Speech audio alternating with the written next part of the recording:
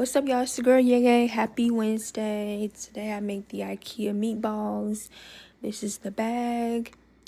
I put the oven on 450, and now I laid out the meatballs on a sheet. This is the gravy, and then these are the meatballs when they are done.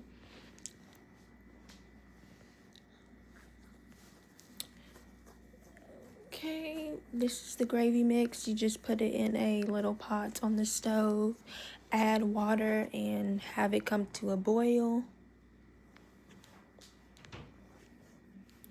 As you can see, I am mixing up the gravy for the meatballs, and that is how it's supposed to look.